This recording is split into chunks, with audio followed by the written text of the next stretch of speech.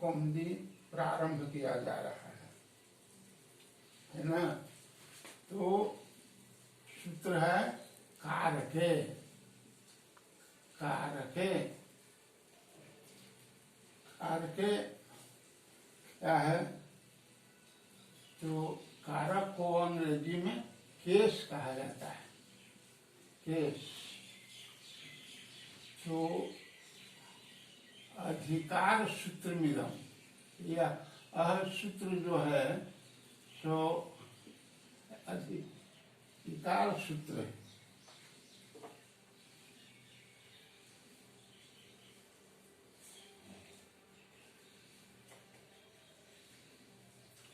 अधिकार सूत्रमिदं तत्र क्रिया निष्पादकत्वं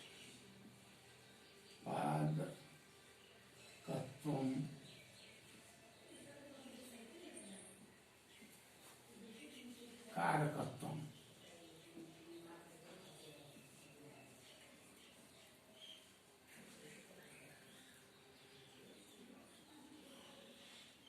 कारकत्वं तच्च कर्त्रादीनां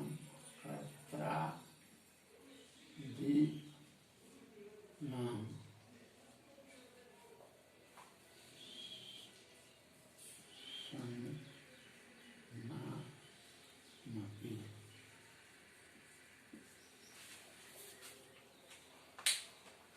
तो कहता है कि कारके, यह जो सूत्र है कारके जो है तो अधिकार सूत्र है। यह अधिकार सूत्र कारक प्रकरण के जितने कारके, इसका अर्थ है कि अधिकार सूत्र मिलम तच्च क्रिया निष्पादकत्वं कारकत्वं। तो यह कारक जो है सो कारक प्रकरण का प्रारंभ किया जा रहा है और यह अधिकार सूत्र है। और कारक के परिभाषा दी गई है क्रिया निष्पादकत्वं कारकत्वं। जो क्रिया का निष्पादन करे अथवा क्रियाजनकम कारकम, अर्थात क्रिया को जो उत्पन्न करे उसे कारक कहते हैं। तच्च कर्त्रादि नाम सन्नापि, वह कारक जो है सो 6 भेद होते हैं। संस्कृत में कारक के 6 भेद हैं। जैसे कर्ता कर्म च करणं च संप्रदानम तथैव च अपादानाधिकरणम मिथ्याहु कारकान् च।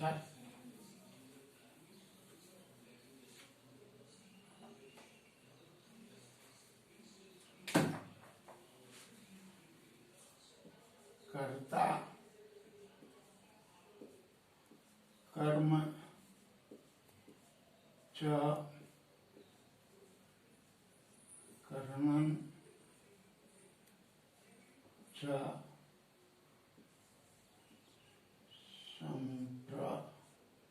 संप्रदानं तथैव च अपादानाधिकरणम्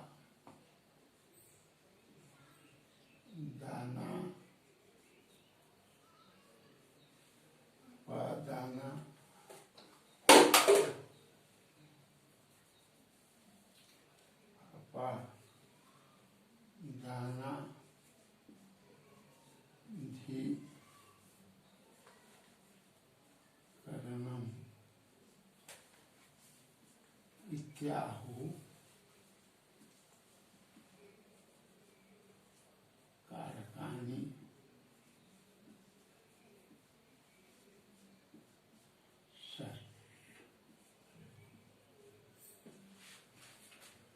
संस्कृत में कर्ता कर्म कर्म संप्रदान, संप्रदान, अपादान और अधिकरण, यही 6 कारक हैं। तो कर्ता कारक, कर्म कारक, करण कारक, संप्रदान कारक, अपादान कारक और अधिकरण कारक है। यही 6 कारक हैं। यह अब इसमें प्रश्न उठता है कि संबंध और संबोधन को, संबंध और संबोधन को कारक क्यों नहीं माना गया? तो कहता है कि कारक की परिभाषा जो है क्रिया निष्पादकत्व कारकत्व, उसमें कारक क्रिया के निष्पादन संबंध नहीं करता है, वह एक संबंध दिखाता है। जैसे बालक, हे बालक तुम रामस्य वस्त्रम पश्य, हे बालक तुम राम का वस्त्र देखो। तो इस तरह से संबंध को कारक नहीं माना गया है। और जहाँ तक संबोधन की बात है तो संबोधन का अंतर्भाव प्रथमा कारक में ही हो जाता है। तो कारक 6 हुए और किंतु विभक्तियां जो हैं सो 7 होती हैं। विभक्ति, प्रश्न उठता है कि विभक्ति किसे कहते हैं? तो कारक संख्या बोधयित्री विभक्ति, कारक संख्या, कारक संख्या बोध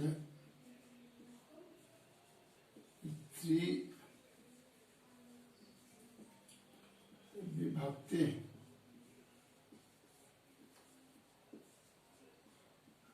कारक संख्या बोधित्री विभक्ति, जिससे कारक की संख्याओं का बोध हो उसे विभक्ति कहते हैं। जैसे विभक्तियां कितनी है? तो 7 है। सप्त विभक्तया, सप्त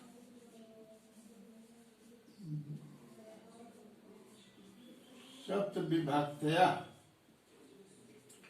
तो 7 विभक्ति हैं। जैसे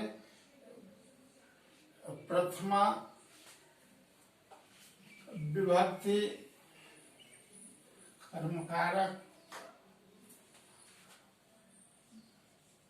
कर्ता कारक, कर्ता प्रथमा विभक्ति,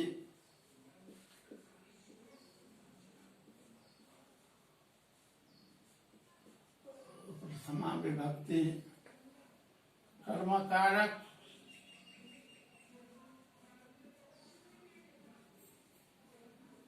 द्वितीया विभक्ति, द्वितीया विभक्ति, करण कारक,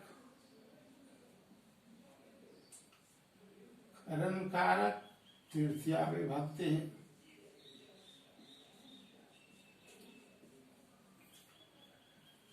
संप्रदान कारक, चतुर्थी विभक्ति,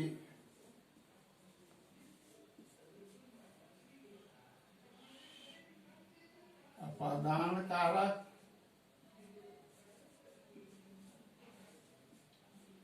पंचमी विभक्ति, संबंध कारक,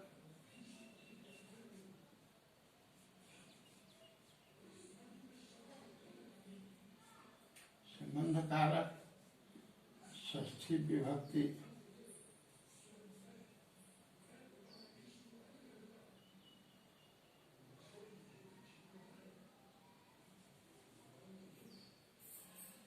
अधिकरण, अधिकरण कारक, सप्तमी विभक्ति,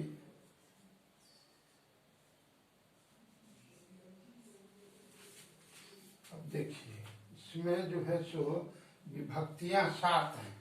जैसे कर्ता कारक प्रथमा विभक्ति, कर्म कारक द्वितीया विभक्ति, करण कारक तृतीया विभक्ति, संप्रदान कारक चतुर्थी विभक्ति, अपादान कारक पंचमी विभक्ति, संबंध कारक षष्ठी विभक्ति और अधिकरण कारक सप्तमी विभक्ति।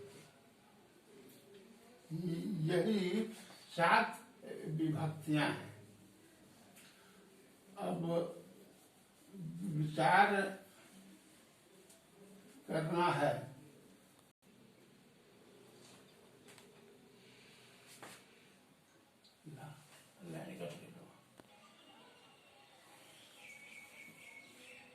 मुनि त्रयम् नमस्कृत्य,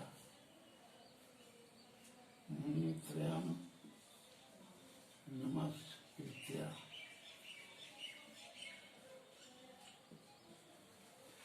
अब ये विभक्ति जो है, विभक्ति 2 तरह के होते हैं। विभक्ति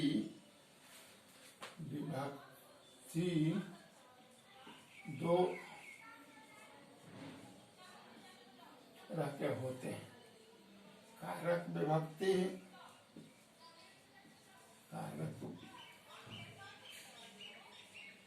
कारक विभक्ति और उपपद पद विभक्ति। कारक विभक्ति और उपपद विभक्ति। तो कहता है कि विभक्तियां 2 तरह है, कारक विभक्ति, उत्पद विभक्ति। कारक विभक्ति है, उपपद विभक्ति है, कारक विभक्ति बलीयसी। उपपद विभक्ति से कारक विभक्ति बलवती होती है। जैसे मुनि त्रयम् नमस्कृत्य, मुनि त्रय नमस्कृत्य, 3 मुनियों को नमस्कार कर। यह जो है ध्यान से वैयाकरण सिद्धांत कौमुदी के मंगलाचरण में आया है कि मुनि त्रयम् नमस्कृत्य तदुक्ति परिभाव्यच्च वैयाकरण सिद्धांत कौमुदीयम विरचिते। तो है कि मुनि त्रयम् नमस्कृत्य, यहाँ पर नमः के योग में जो चतुर्थी होनी चाहिए थे, किंतु चतुर्थी नहीं हो करके यहाँ पर द्वितीय विभक्ति हुई। इसलिए कहता है कि उपपद विभक्ति कारक विभक्ति बलीयसी। उपपद विभक्ति से कारक विभक्ति बली होती है।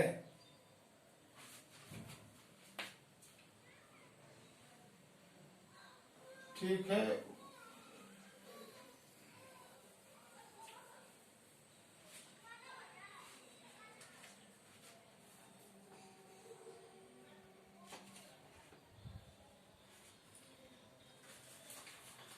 प्रथमा विभक्ति, प्रथमा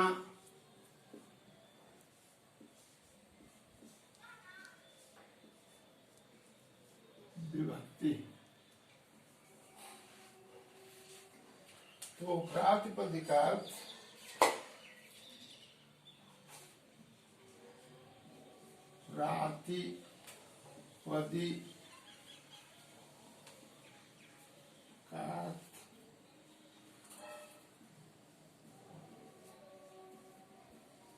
लिंग परिमाण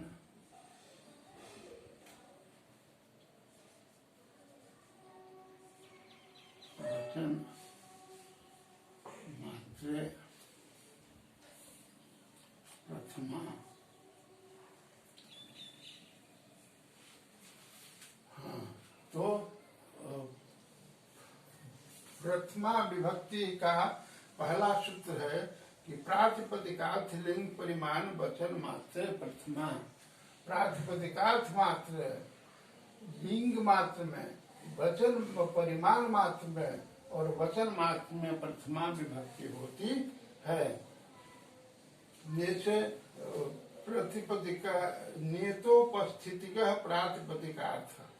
नियत हो उपस्थिति जिसकी, उसे प्रातिपदिकार्थ कहते हैं। और मात्र शब्द से प्रत्येकम जोग, मात्र शब्द का प्रत्येक के साथ जोग होगा। जैसे प्रातिपदिक मात्रे, लिंग मात्रे, परिमाण मात्रे, वचन मात्रे च प्रथमा विभक्ति भवति। तो प्रतिपदिकार्थ क्या है? तो प्रातिपदिकार्थ सत्ता, माने स्वार्थ, द्रव्य, लिंग,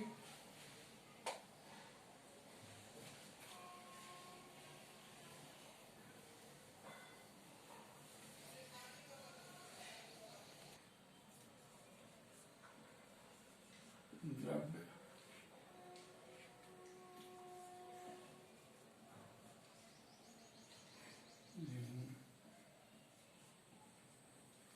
हाँ आगे बोले, संख्या,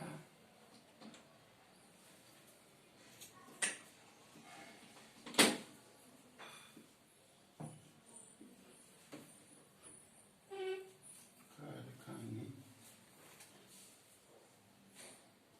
इति, पंचकम,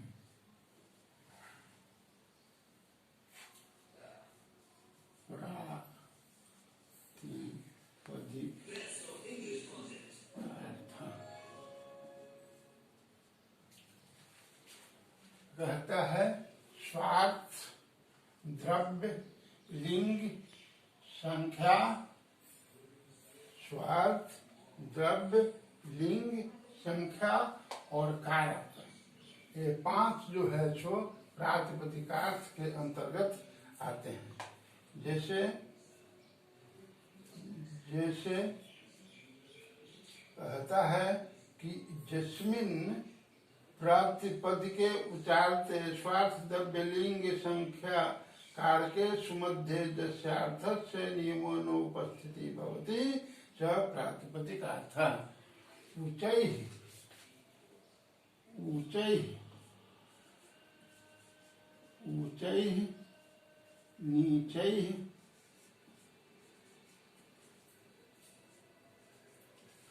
ऊंचैः नीचैः, कृष्णा श्री ज्ञानम,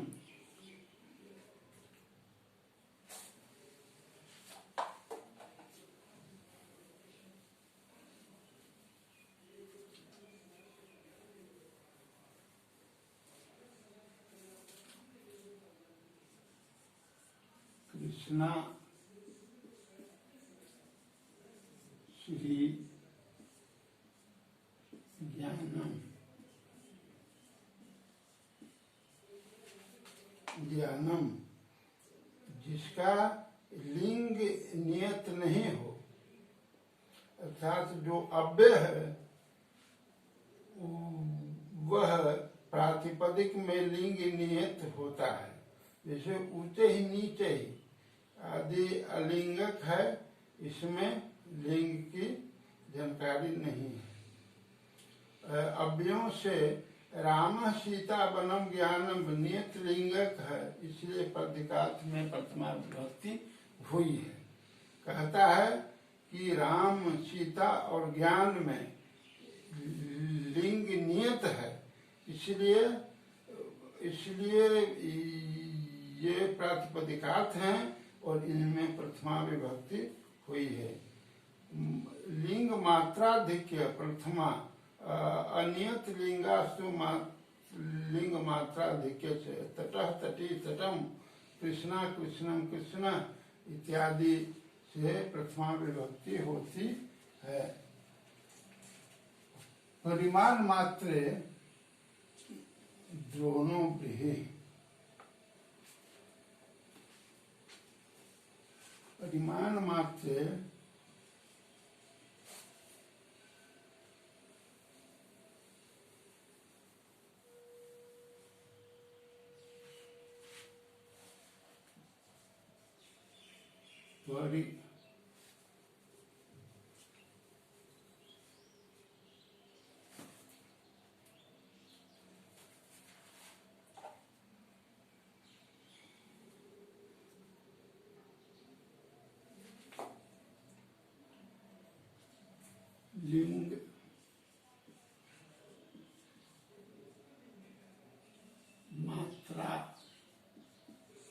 धिक्य,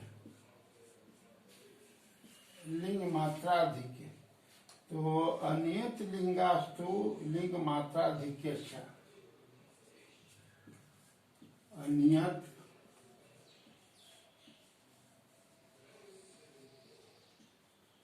लिंगास्तु लिंग मात्राधिक्य, लिंग मात्राधिक्य,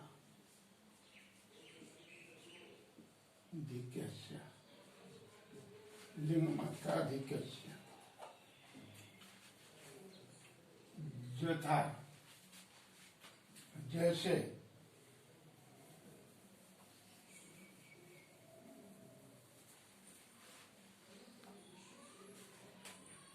तटम, तटः, तटी, तटम। यह जो है सो लिंग मात्राधिक्य का उदाहरण हुआ। इसमें प्रथमा विभक्ति हुई। अब कहता है परिमाण मात्रे, तटी, तटी, तटम। तटः पुल्लिंग, तटी स्त्रीलिंग और तटम नपुंसकलिंग।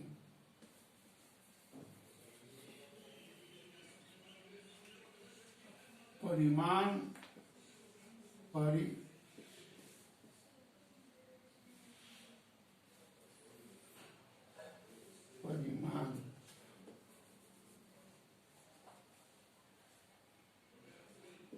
परिमाण मात्रे प्रथमा। परिमाण मात्र में माने कहता है कि द्रोणम ब्रीहि, द्रोणो, द्रोणो ब्रीहि माने एक दोन तंडुल माने चावल या धान, एक दोन धान। द्रोण तंडुलम माने खाली सारे, आड़कम चूर्णम। इसलिए प्रतिपाद में तो इसलिए परिमाण मात्र में भी प्रथमा विभक्ति हुई। वचनम संख्या, एक दो बहवः। वचनम संख्या,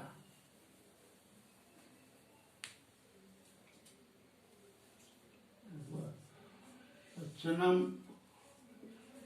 संख्या,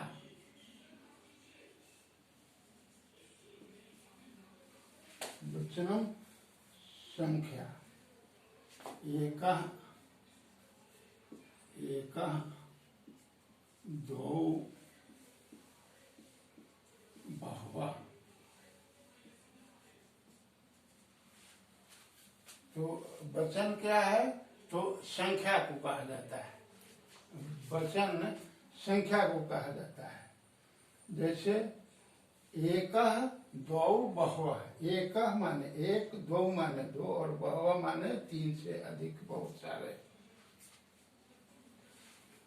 अब अगला सूत्र है संबोधने च।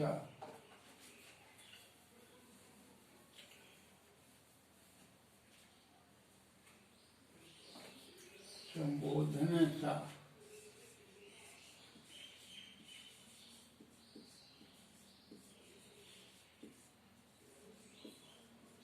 संबोधने च, यह सूत्र है। कहता है कि सिद्धस्याभिमुखीकरणम भावम संबोधनम विदुः। सिद्धस्याभिमुखीकरणम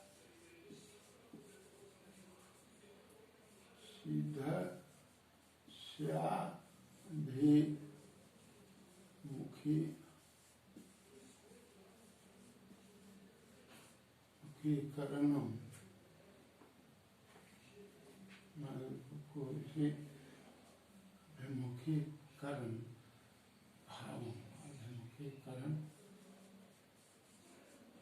भाव।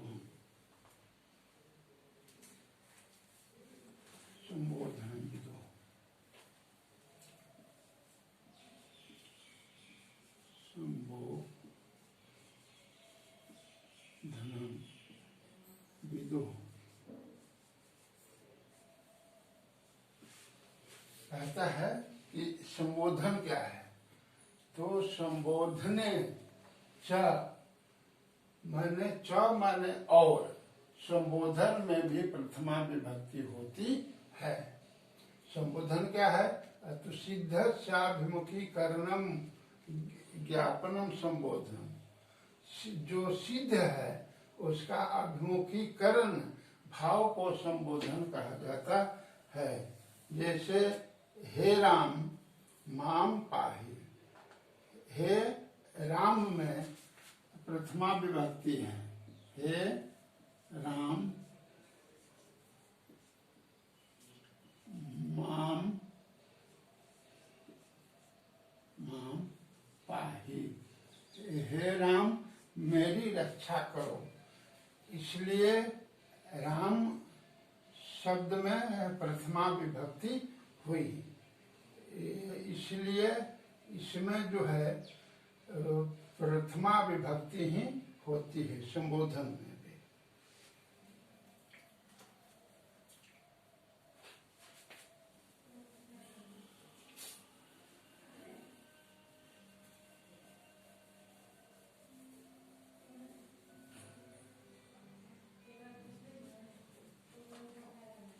सामंत्रितम,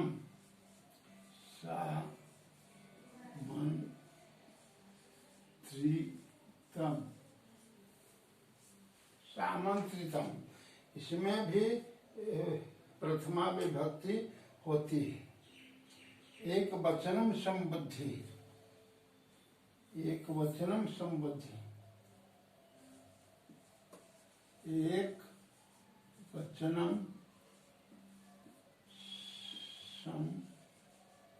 संबुद्धि, एक वचनम संबुद्धि माने इसमें भी प्रथमा विभक्ति होती है। तो कहता है कि हे राम माम पाहि, हे राम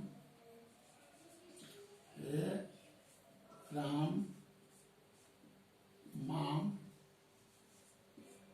पाहि, हे राजन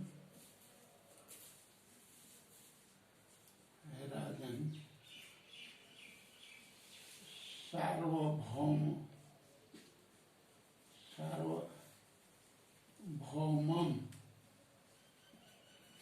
भव।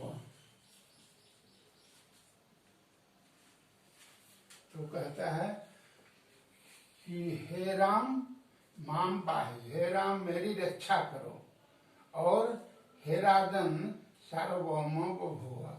अब हे राम और हे राजन में प्रथमा विभक्ति है।